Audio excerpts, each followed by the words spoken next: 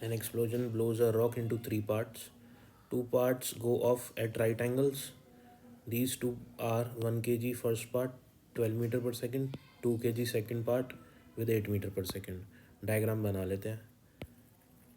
तो एक्सप्लोजन होता है, एक रॉक का 3 पार्ट्स में डिवाइड हो जाती है वो. तो 2 पार्ट तो राइट एंगल जाते हैं एक दूसरे से. ये पहला पार्ट मान लेता हूँ, ये गया इधर, है ना. और इसका मास हमको दिया हुआ है 1 kg और इसका वेलोसिटी 12. तो m1 हो जाएगा 1 kg और इसकी वेलोसिटी हो जाएगी v1 12 मीटर पर सेकेंड. दूसरा वाला राइट एंगल, मतलब इधर मान लेता हूँ, वो जा रहा है इधर राइट साइड पे. इसका मास है m2 2 kg और इसकी वेलोसिटी है v2 8 मीटर पर सेकेंड. ठीक है. Third plus if the third part flies off with velocity 4 metre per second, its mass would B.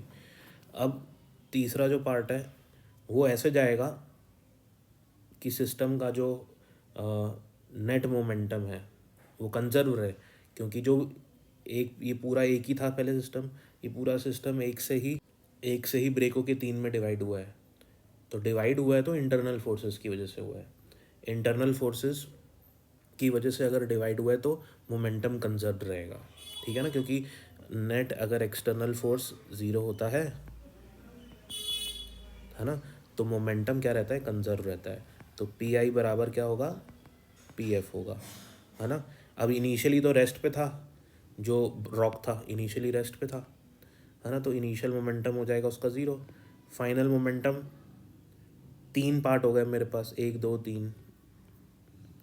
तो पहले वाले का मोमेंटम p1 वेक्टर, दूसरे का p2 और तीसरे का p3 मान लेता हूँ. तो यहाँ से मेरे पास क्या आएगा, p1 vector plus p2 vector बराबर माइनस ऑफ p3 वेक्टर. अब इस मैथमेटिकल स्टेटमेंट का मतलब क्या हुआ कि p1 और p2 का जो वेक्टर सम होगा ना, वो p3 के वेक्टर सम के बराबर होगा अपोजिट डायरेक्शन में. माइनस का साइन बोलता है अपोजिट डायरेक्शन में. तो इन दोनों का जो वेक्टर सम होगा, मतलब ये मास इधर जा रहा है तो इसका मोमेंटम भी इधर होगा, इसका मोमेंटम इधर होगा, तो इनका मोमेंटम कहीं यहाँ पे आएगा क्योंकि राइट एंगल पे है. ठीक है ना. तो अगर इसका मोमेंटम p1 है, इसका मोमेंटम p2 है, तो रिजल्टेंट मोमेंटम कितना होगा, under root p1 square plus p2 square, है ना. ये आपने पढ़ा हुआ है फॉर्मूला, एक वेक्टर यहाँ है एक वेक्टर यहाँ है, तो रिजल्टेंट होएगा. ऑर्थोगोनल वेक्टर्स का रिजल्टेंट ये होता है. तो p ऑर्थोगोनल मतलब जिनके बीच में एंगल 90 डिग्री हो. तो under root p1 square plus p2 square, ये आ जाएगा इसका रिजल्टेंट. और इन दोनों का मोमेंटम का जो रिजल्टेंट होगा वो इस तीसरे के मोमेंटम के बराबर होगा. ठीक है. तो इन दोनों का रिजल्टेंट निकाल लेते हैं हम लोग. तो p1 square plus p2 square का अंडर रूट करा मैंने. अच्छा, इसको निकालनी पड़ेगी वैल्यू मेरे को. p1 होगा m1v1, ये रहा m1v1, तो 12 हो जाएगा यानी कि 12 का स्क्वायर. p2 हो जाएगा m2v2 यानी कि 2 + 16, 16 का स्क्वायर. सॉल्व करके ये आ जाएगा 20. ठीक है.